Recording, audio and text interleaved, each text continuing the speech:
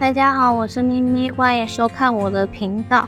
今天我想要做一道可以热热吃的暖心巧克力蛋糕。这个食谱也是素食的食谱，没有使用鸡蛋。那我们看一下今天需要用到的材料。今天总共需要使用到3种不同的粉类。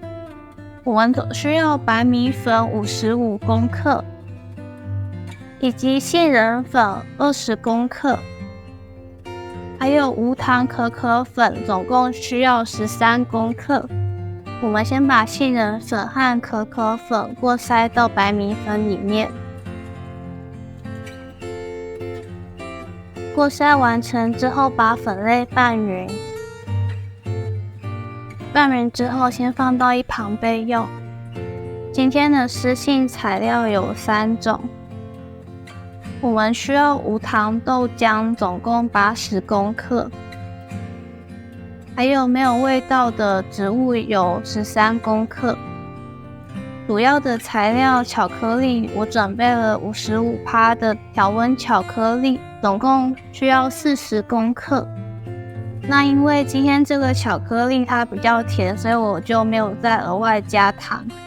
你觉得不够甜的话，可以再额外增加砂糖调味。巧克力需要隔水加热。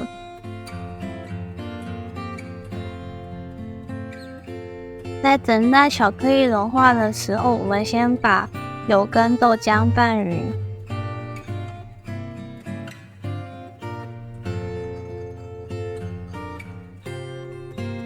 搅拌到像这样，两者完全混合就可以了。检查一下巧克力，像这样子很丝滑，完全没有颗粒，就可以把刚刚混合好的豆浆跟牛奶加进来。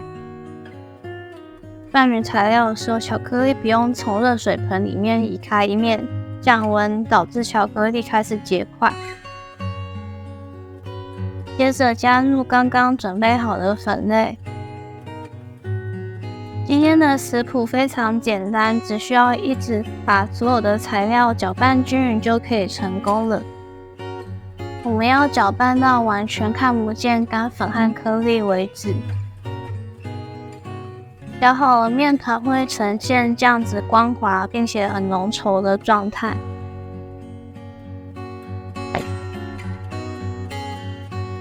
那我们刚装油的这个碗里面剩下的油，把我们的器具抹上一层油，方便等一下脱模。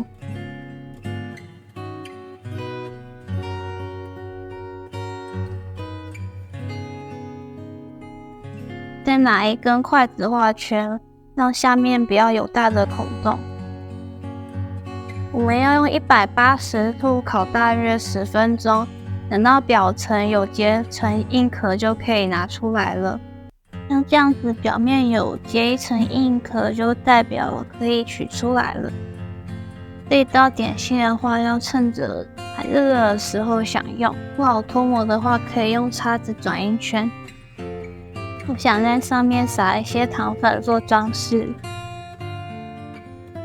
试吃时间。蛋糕的中心是呈现湿润的膏状，这样在吃热乎乎的巧克力一样了，是一道适合冬天的巧克力点心。后面是呈现非常柔韧的暖心巧克力泥状。如果你也喜欢巧克力蛋糕的话，欢迎一起来试做看看。如果你也喜欢制作无麸质甜点，欢迎点击我的头像观看更多的影片内容。我们下一期见，拜拜。